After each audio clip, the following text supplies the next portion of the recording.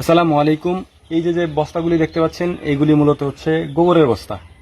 আপনারা চিন্তা করতে পারেন যে গোবরের বস্তা এরকম কোনো মানে গোবর কেন এরকম বস্তা ভরে রাখছি। মূলত এই গোবরগুলো হচ্ছে বিক্রি করা, মানে এই যে যে বস্তাগুলি ভরা দেখতেছেন এগুলি হচ্ছে মানে বিক্রি করে করে দেওয়া। এর এক এক বস্তা গোবর 40 টাকা। এই যে দেখতে পাচ্ছেন এখানে প্রায় 100 বস্তার মতো এখানে আছে এবং আরও 100 বস্তা ওরা নিয়ে গেছে। তো আরও কিছু গোবর এখানে আছে। এটা হচ্ছে আমাদের 1 মাসের গোবর। 1 মাসের গোবরগুলা আমরা দিয়ে দিচ্ছি, মানে বিক্রি করে দিই। অনেকেই গোবর বিক্রি করে না, ফালাই দেয়, বাট আমাদের এখানে গোবরগুলো বিক্রি করা হয় প্রত্যেক বস্তা 40 টাকা করে।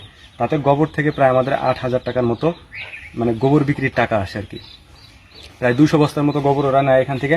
সো ফার্মের যে বিষয়গুলি রয়েছে, ফার্মের মানে গরুর ফার্মের সব থেকে গুরুত্বপূর্ণ বিষয় হচ্ছে আপনার প্রত্যেকটা জিনিস কাজে লাগাইতে হবে। আপনি গোবরগুলো যদি ফালাই দিতেন 8-9 হাজার টাকা, এরকম অনেকেই আছে ফালাই দেয়, মানে তাদের করার মতো কিছু থাকে না আর কি। তো আমাদের এখানে সেই সিস্টেম নাই। এই যে গোবরগুলো দেখতে পাচ্ছেন এগুলো সব বিক্রি করা, 40 টাকা করে বস্তা। এই বস্তাগুলো আপনি যদি প্রায় আমাদের 8,000 টাকার কথা বললাম, বাট 8,000 টাকার বেশি আসে, কারণ 200 বস্তার বেশি আসে গোবর। ওইখানে আরও আছে, ওরা 100 বস্তা নিয়ে গেছে আর 100 বস্তা এখানে ওরা ভরে রাখছে এবং আরও ওইখানে আছে যেটা ওরা ভরতে পারে না, বৃষ্টির কারণে চলে গেছে। তো ওইগুলো ভরে নিয়ে যাবে। তো এই হচ্ছে ব্যাপার, যে ফার্মের ক্ষেত্রে প্রত্যেকটা জিনিস আপনার কাজে লাগাইতে হবে। গরুর গোবর যদি আপনি ফালাই দেন এটা তো নষ্ট হলো, কোনো জায়গায় আপনি মজুত করে রাখতে পারবেন না। এতদিনে যদি আমরা মজুত করতাম তাহলে আমাদের মানে কি বলে এটা পাহাড়ের মতো হয়ে যেত, মানে এত গোবর আমরা কোথায় রাখবো, হ্যাঁ না? এই জন্য হচ্ছে দিয়ে দিই। আর অনেকে প্রশ্ন করতে পারেন যে গোবরগুলি দিয়ে কী করে। মূলত এই গোবরগুলি পুকুরে দেওয়া হয়, মানে বড় বড় যে দিঘিগুলি রয়েছে দিঘিতে দেওয়া হয়। এখন মনে করতে পারেন যে গোবর তো মাছে খায়, জি না, মাছে গোবর খায় না।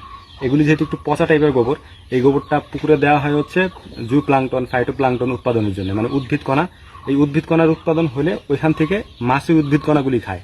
সারের কারণে, গোবরের যে সার থাকে সারের কারণে উদ্ভিদ কণা তৈরি হয় এবং উদ্ভিদ কণা থেকে মাছে সেটা খায়, গোবর মাছে খায় না। আশা করি বুঝতে পেরেছেন।